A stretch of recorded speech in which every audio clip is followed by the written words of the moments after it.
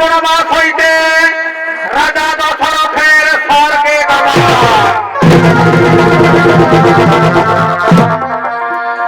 রামচন্দ্রের বনবাস হইতে রাজা দশরথের স্বর্গে গমন। ওদিকে অযোধ্যার অধিপতি, ওদিকে অযোধ্যার অধিপতি মহারাজ দশরথের মন্ত্রী সেনাপতিগণ রাজসভা দিকে আগমন করছে।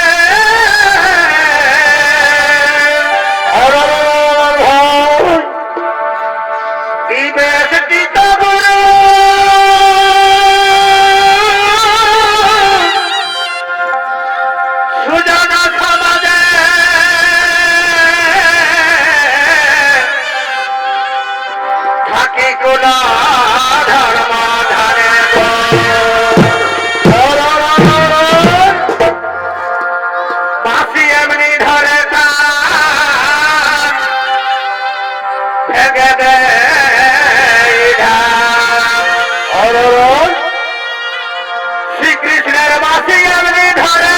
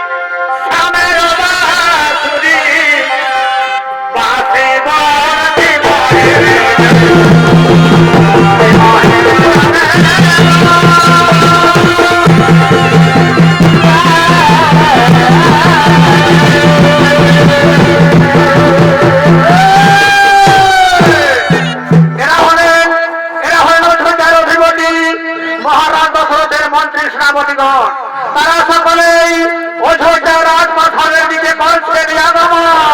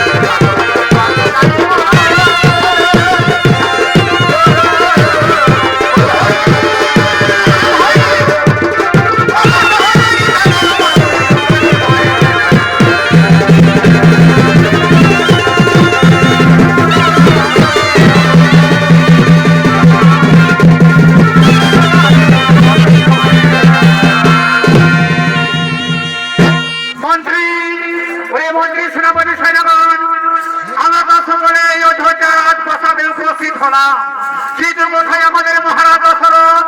শুনো মন্ত্রী সেনাপতি সৈন্যগণ, আমরা সকলে মিলে আহ্বান করি মহারাজ রাজা দশরথকে।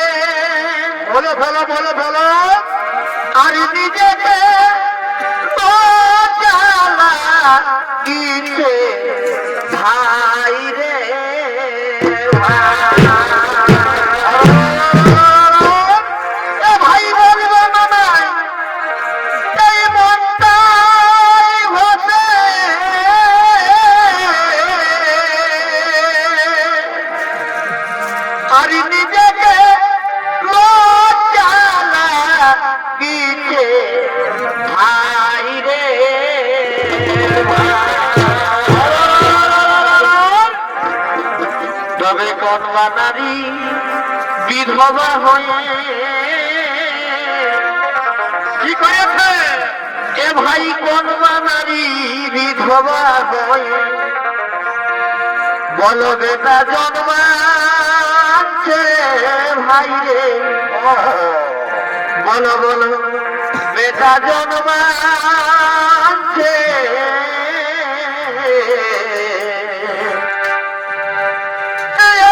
কথা শুনে সবার মাথা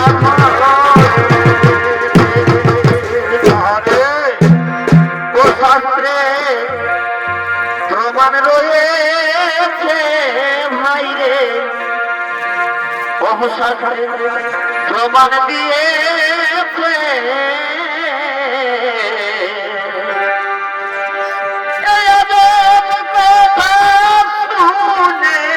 সবার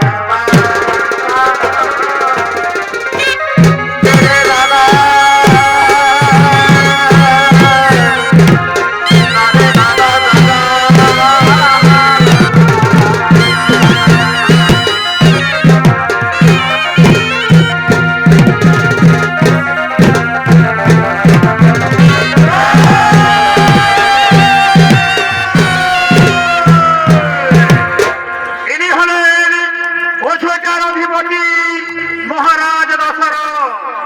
এই দশরথের অভিনয়ে আপনাদের মহান মঞ্চরিত্র পরিবেশন করবেন ও সাথে বিরাল কর্মকালের প্রিয় সাথী রবীন্দ্রনাথ মাহাতো।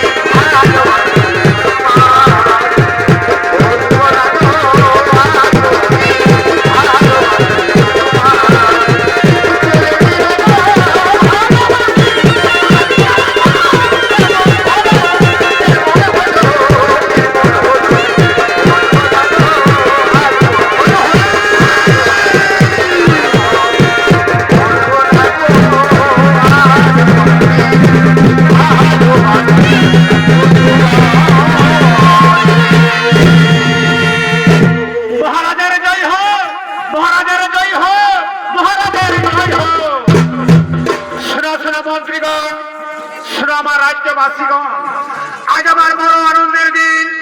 আমার 4টি পুত্র রাম, লক্ষ্মণ, ভরত, শত্রুঘ্ন তারা সকলেই বড় হয়েছে। আমি তাদের সকলের বিবাহ দিয়েছি।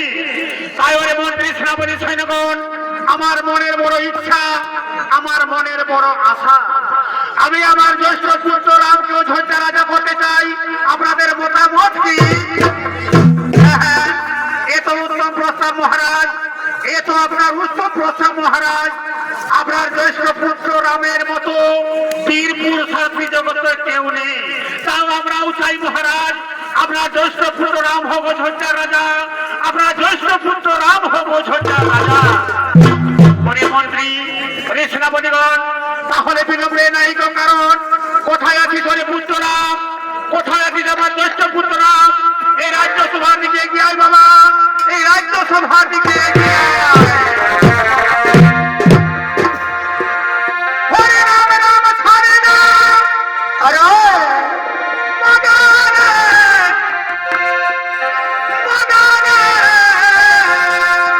আরে আরে আমি প্রেমের শিকাব কে মহানে, বাবু আমি প্রেমের শিকাব কে মহানে।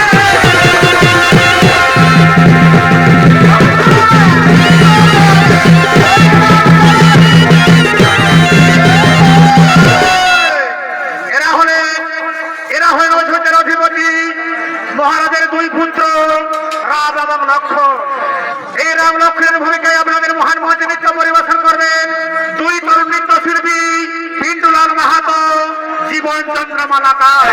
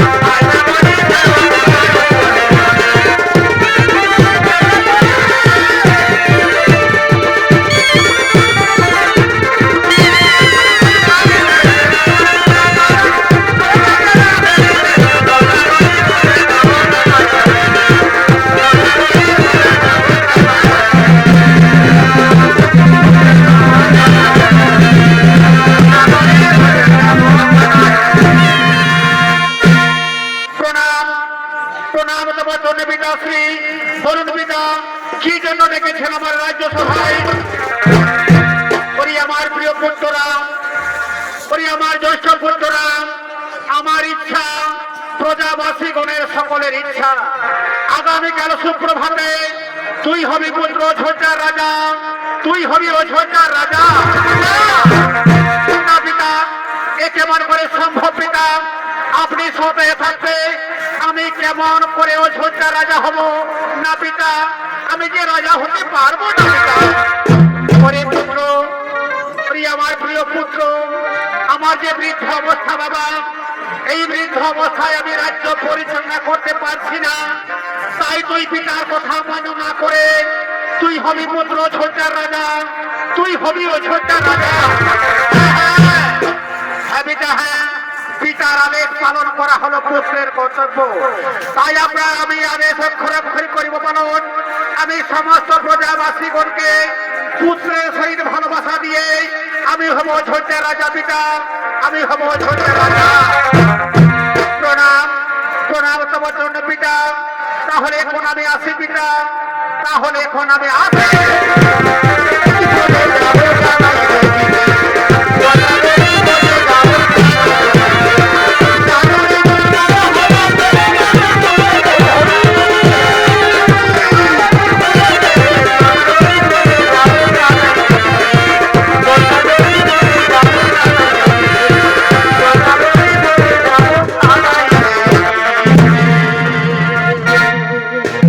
মহারাজের জয় হোক, মহারাজের জয় হোক, মহারাজের জয় হোক। একই দারোয়ান, একই দারোয়ান, হঠাৎ তোমার রাজ্যসভায় আসার কারণ জানতে পারি দারোয়ান? ওগো মহারাজ, ওগো মহারাজ, রাজমাতা কইকেয়ী, রাজমাতা কইকেয়ী এক্ষুনি আপনার সঙ্গে দর্শন করতে চাই মহারাজ, তাই রাজমাতা কইকেয়ী আমায় পাঠিয়েছেন এক্ষুনি আপনার দর্শন চাই। ও, তুমি এই বার্তা নিয়ে এসেছো? শোনো দারোয়ান, তুমি মহারানী কইকেয়ীকে বার্তা পাঠিয়ে দাও, আমি এক্ষুনি গিয়ে তার সঙ্গে দর্শন করব তার নিজ কক্ষে। শোনো শোনো মন্ত্রীগণ, শোনো আমার প্রজাবাসীগণ, তোমরা সারাজ্যে ঘোষণা করে দাও আগামীকাল সুপ্রভাতে আমার জ্যেষ্ঠ পুত্র রাম হবে অযোধ্যার রাজা, আমার জ্যেষ্ঠ পুত্র রাম হবে অযোধ্যার রাজা।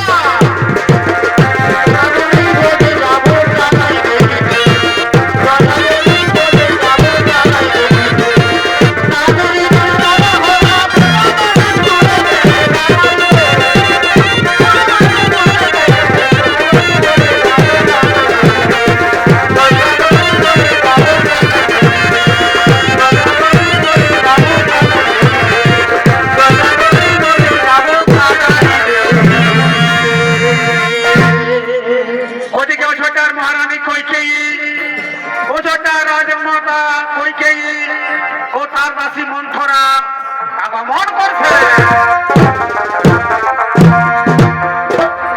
মিলন হবে কথা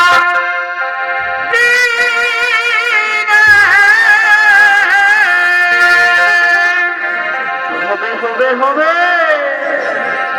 আমার মনের মানুষের শোনে, আমার মনের মানুষের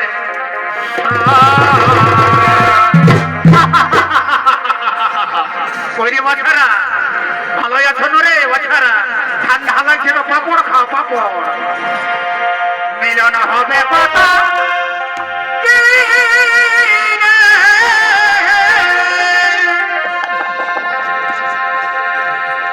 আমার মনের মানুষের শোনে, আমার মনের মানুষের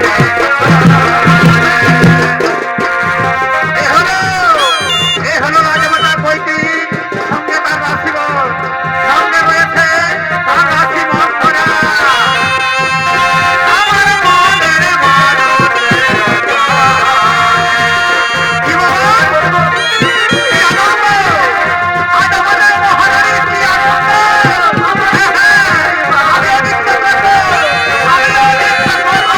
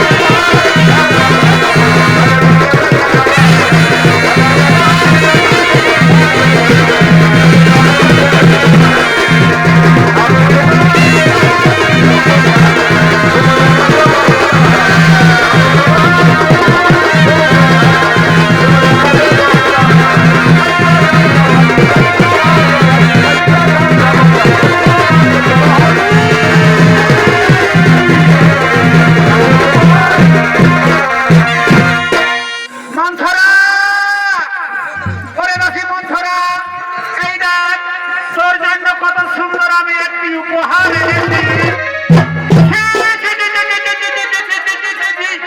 মরে যাই, মরে যাই, মরে যাই। বলি হে ভগবান, বলি হে হরি, পয়সা দিবে? দাও দাও বাবা, আমি ওটা বাপনা খাবো, কাজে বুঝাবো। আরে কিসের আনন্দে রানী আমাকে উপহার দিচ্ছে, আমি তো কিছু বলতে পারি না। বলি কই যাই,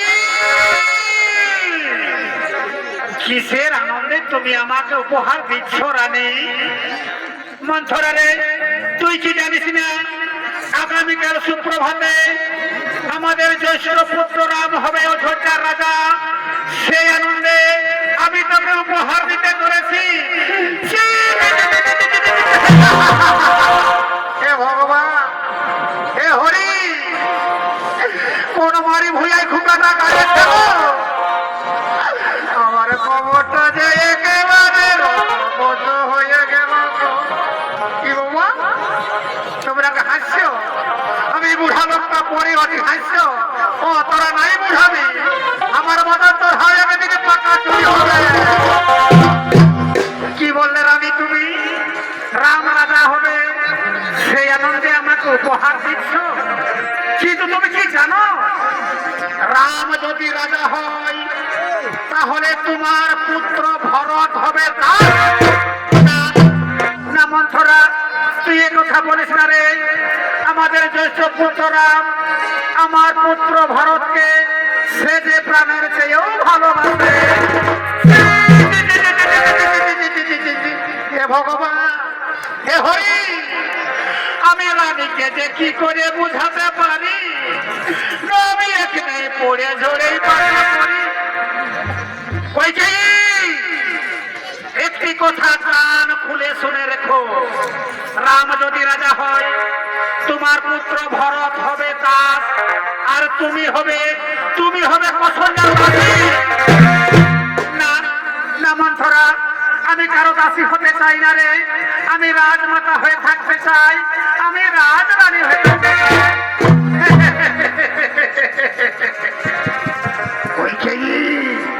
তুমি যদি রাজরানী হয়ে থাকতে চাও তাহলে তুমি আমার কথা শুনো, আমার কথা মতো তুমি চলো। মন্থরা রে, এই রাজপ্রাসাদে তুই ছাড়া আপন আমার আর কেউ নেই। তুই একটু আমায় বুঝিয়ে বল না, আমি কি করব, আমি এখন কি করব? বলবো, অবশ্যই বলবো রানী। শোনো রানী, আমি তোমাকে শিশুপাল হতে কোলে পিঠে করে বড় করেছি। তোমার দুঃখ, তোমার যন্ত্রণা আমি সহ্য করতে পারবো না। শোনো রানী,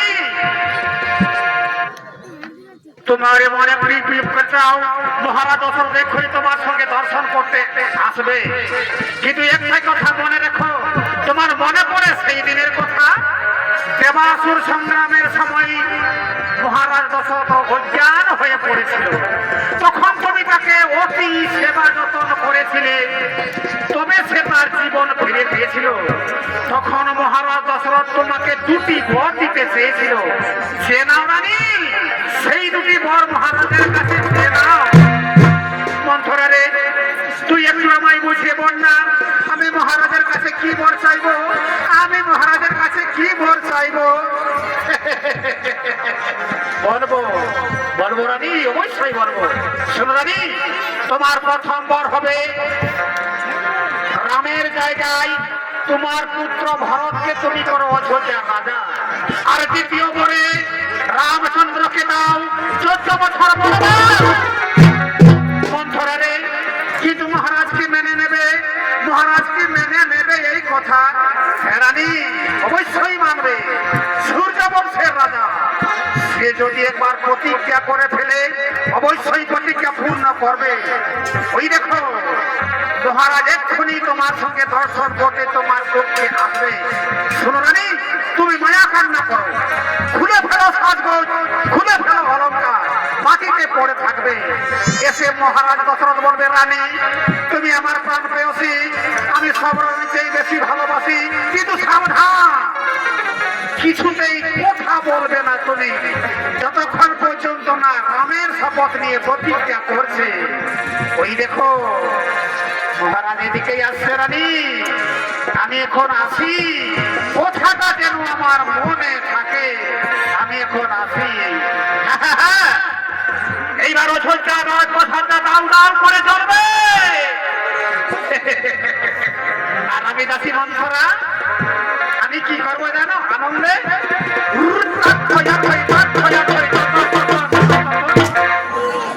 জয় সীতারাম। এ বাবু আমি কোনটাই ঢুকিয়েছি রে, বুড়া লোক থাকাই পাচ্ছি নাই বৌমা, কোনটাই বাজে না বৌমা, তোমরা বিশ্বাস নাই আমি একাই যাবো। ওই তো দেখাচ্ছে, ওই তো দেখাচ্ছে, ওই তো দেখাচ্ছে। আমি মন্থরার কথা মতো চলে আমার পুত্র ভোজকে রাজা করবো, আর রামচন্দ্রকে 14 বছর বনবাসে দেব। আমি আমার সমস্ত অলঙ্কার খুলে দিয়ে আমি মাটিতে পড়ে থাকবো, আমি মাটিতে পড়ে থাকবো।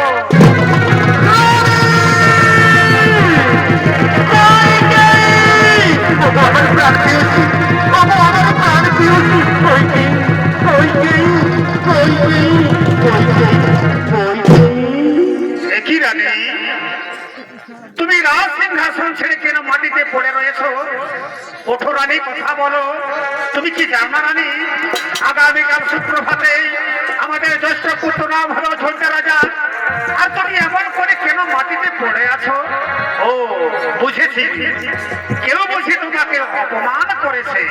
শোনো রানী, আমি সূর্য বংশের রাজা দশরথ, কেউ যদি তোমাকে অপমান করে থাকে আমি এক্ষুনি তাকে মৃত্যুদণ্ড দেব।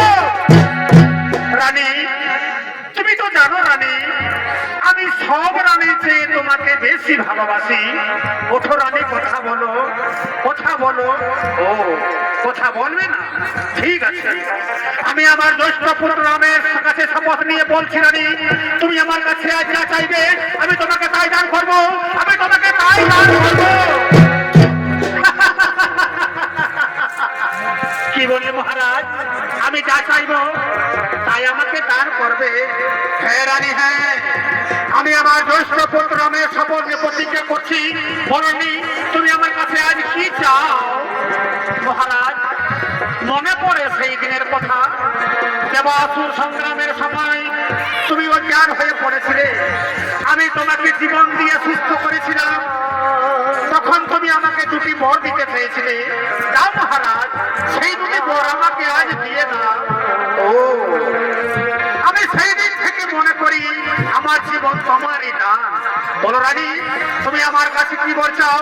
তুমি আমার কাছে যা বর চাইবে পৃথিবীর সমস্ত শক্তি তোমাকে আমি এক্ষুনি করিব।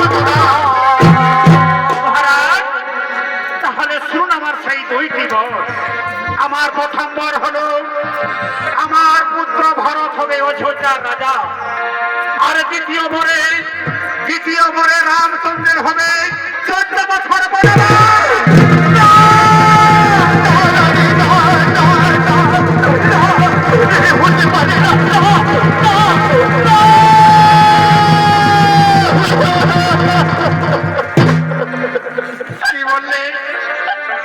কি বললে রানী? তোমার পুত্র ভরত হবে অযোধ্যার রাজা, আর আমার প্রিয় পুত্র রামের হবে 14 বছর বনবাস। আমি রামকে বনবাসে দিতে পারবো না রানী, আমি রামকে বনবাসে দিতে পারবো না। মহারাজ তুমি না সূর্য বংশের রাজা, সূর্য বংশের রাজা যদি প্রতিজ্ঞা লঙ্ঘন করে তাহলে সূর্য বংশের কলঙ্ক হবে তুমি, সূর্য বংশের কলঙ্ক হবে তুমি। এত বড় শাস্তি আমায় দিও না রানী। তোমার পুত্র ভরতকে তুমি অযোধ্যার রাজা করো, আমি স্বীকার করলাম, কিন্তু আমার প্রিয় পুত্র রামকে তুমি বনবাসে দিও না রানী। রাম যদি বনবাসে চলে যায় এই দশরথ বাঁচবে না রানী, এই দশরথ বাঁচবে না। রাম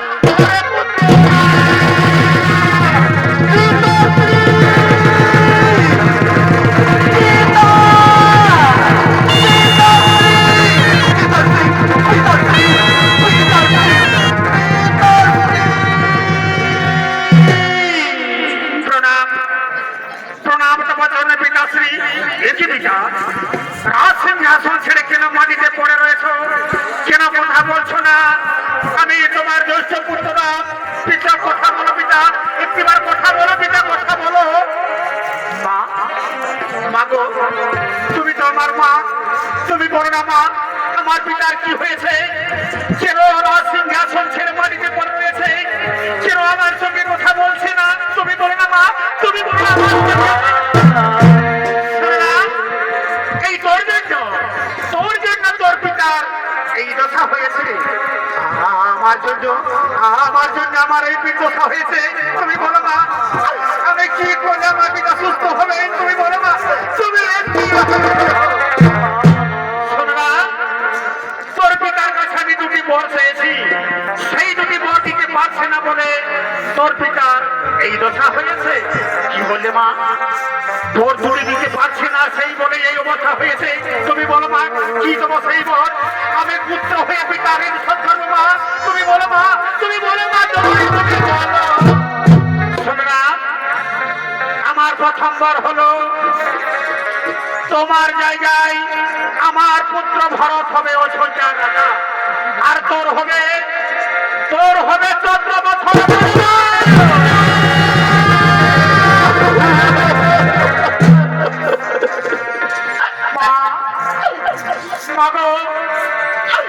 কি বললে মা তুমি?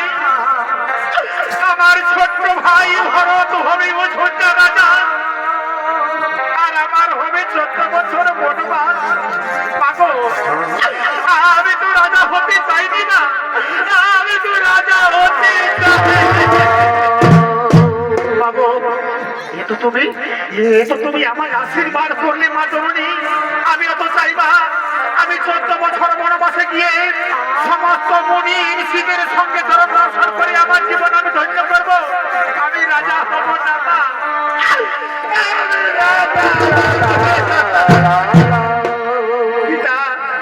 পিতা গো, এই জন্য আমার সঙ্গে কথা বলছো না?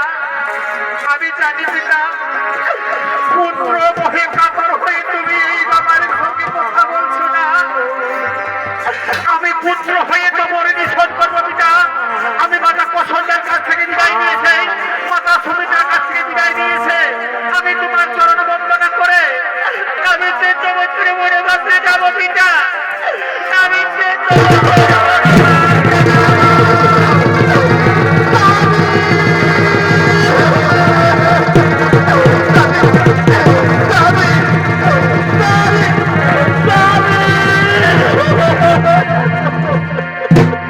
স্বামী গো, এ তুমি কি করলে স্বামী? আমার প্রিয় পুত্র রামকে তুমি ও কারণে 14 বছর বনবাসে দিলে স্বামী। আমাদের প্রিয় পুত্র রামকে তুমি 14 বছর বনবাসে দিলে। কৌশল্যা, সুমিত্রা, তোমরা এসেছো। তোমরা কেঁদো না রানী, তোমরা আর কেঁদো না। আমার কোনো দোষ নেই রানী। এই কলঙ্কিনী নারী, এই দুরাচিনী, এই কালসাপিনী, এই বাঘিনীর জন্য স্বামী গো,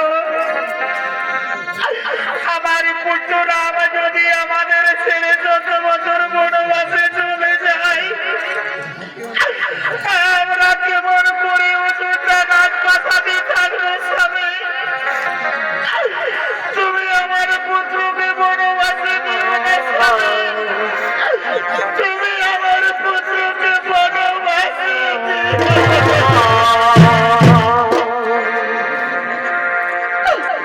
ও রাম যায়।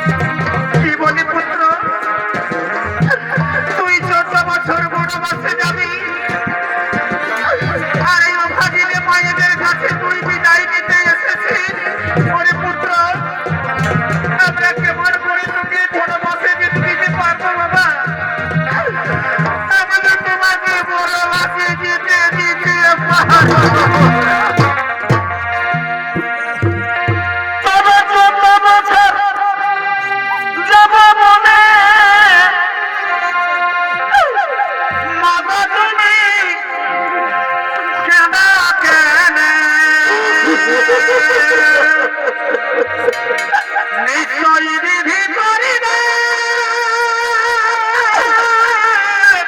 তো একটা মাসি আছে দুটা মাসি আছে দেখছি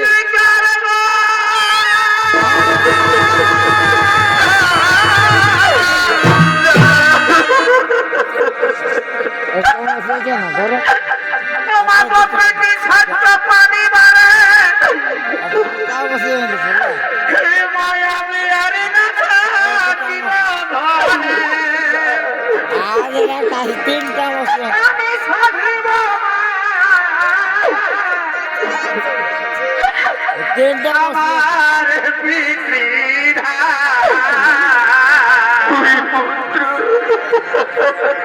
বোমা তুমি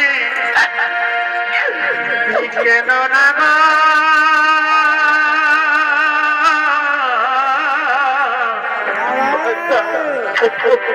আমি মাতার কুলের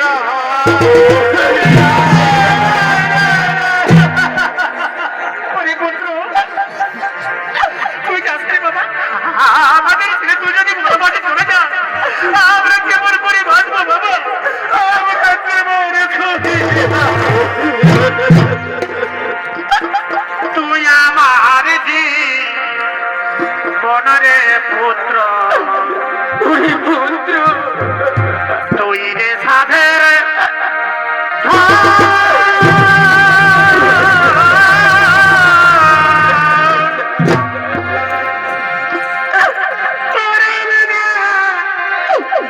আমার এই সংসারে কেহ নায়া আপন রে আমার কেহ নায়া আপন রে তুমি আমার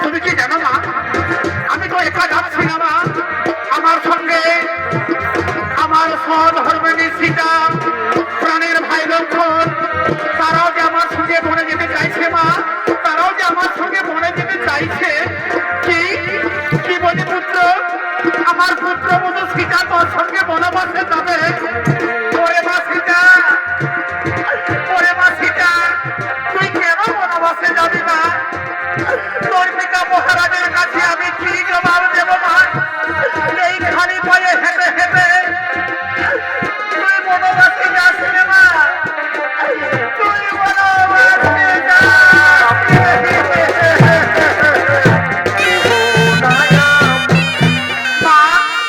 মা গো তুমি তো জানো মা নারীদের স্বামী হলো ভগবান আমার স্বামী 14 বছর বনবাসে যাবে আর আমি কেমন করে রাজপ্রাসাদে থাকবো মা গো আমার স্বামীর সেবা করতে আমি ওকে 14 বছর বলে যাবো মা আমি ওকে 14 বছর বলে আমার মতন কত দুঃখী নেই তো কারো জীবন দাঁড়িয়ে বাঁধন ছিঁড়ে যাবে কোনদিন আসবে আমার মরণ আমার মতো এত দুঃখী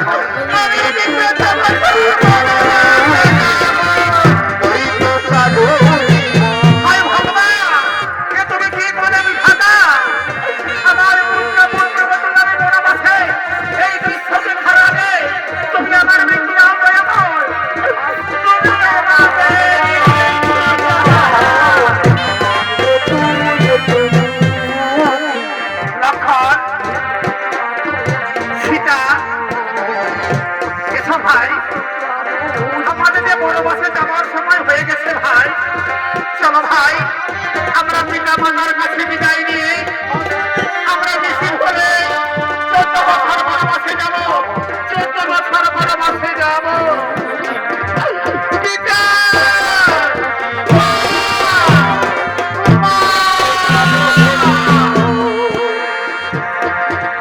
বিদায় দাও গো মাতা পিতা, বিদায় দাও আমারে, বনবাসে যাব তোমাদের বাড়ি। বিদায় দাও গো মাতা পিতা, বিদায় দাও আমারে, বনবাসে যাব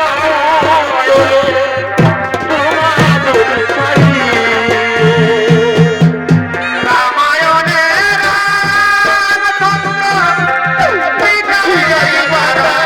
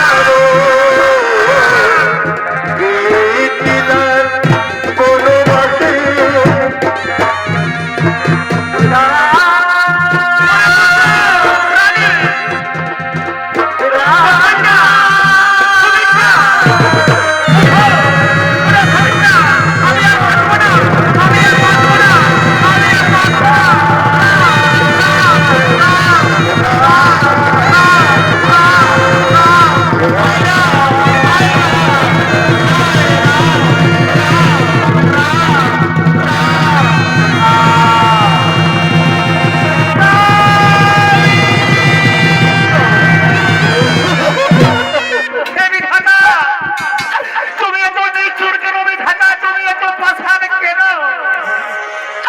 আমার পুত্র রাম লক্ষ্মণ সীতা চলে গেল বনবাসে, আর পুত্র শোকে হাই রাম বলতে বলতে আমার স্বামী স্বর্গে বাবা।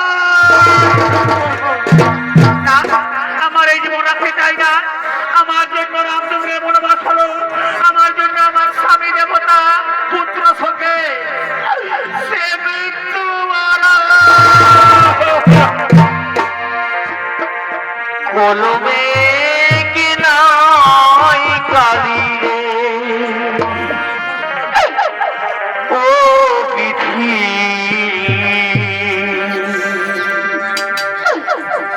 কলমে নাই কালি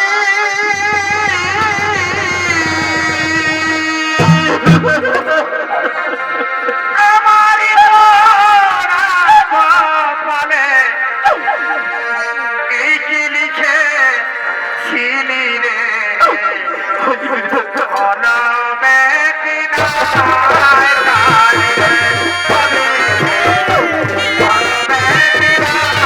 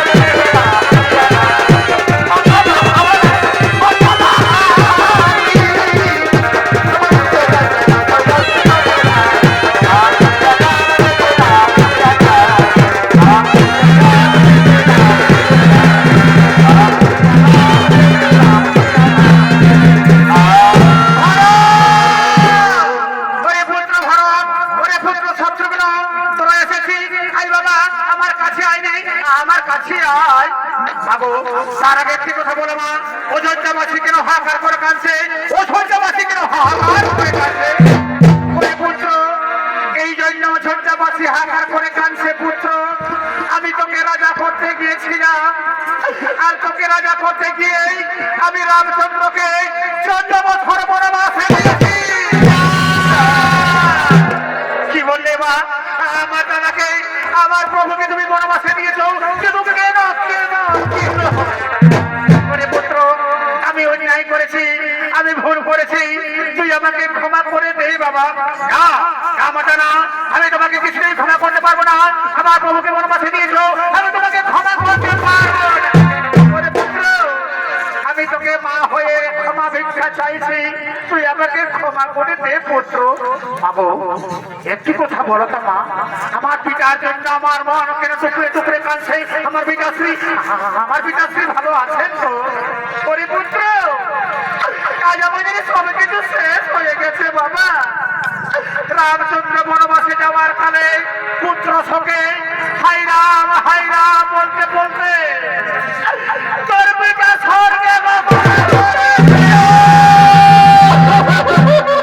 ওরে ভাই শত্রুঘ্ন, শুনলি রে ভাই, আমাদের পিতাশ্রী নেই রে, আমাদের পিতা স্বর্গে গমন করেছে।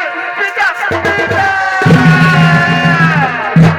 ওরে পুত্র, কাঁদিস না বাবা, জন্ম মৃত্যু হলো বিধাতার লিখন। চল পুত্র, তোর পিতাকে আমরা সকলে সংসারে নিয়ে দেহ সংস্কার করবো পুত্র। তোর পিতার আমরা দেহ সংস্কার করবো না মা, আমি পারবো না মা। আমার বাবা রামচন্দ্র নেই, প্রাণের ভাই লক্ষণ নেই, আমি কেমন করে পিতার সংস্কার করবো মা? আমি পারবো না। ওরে পুত্র, তুই ঝঞ্ঝাবাসীকে ডেকে নিয়ে আয়, সাদা বস্ত্র নিয়ে আয়, বাসের দোলা নিয়ে আয়, চন্দন কাষ্ঠ নিয়ে আয়। ওগো ঝঞ্ঝাবাসী, তোমরা শুনছো? আমার পিতার দেহ সংস্কার করতে শ্বেত বস্ত্র নিয়েছো, চন্দন কাষ্ঠ নিয়েছো, বাসের দোলা নিয়ে রইল রে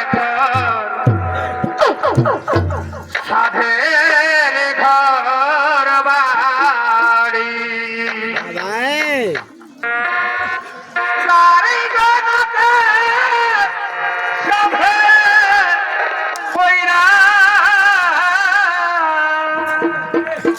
বলবে হরি হরি, রইল রে তোর সাধের ঘর বাড়ি।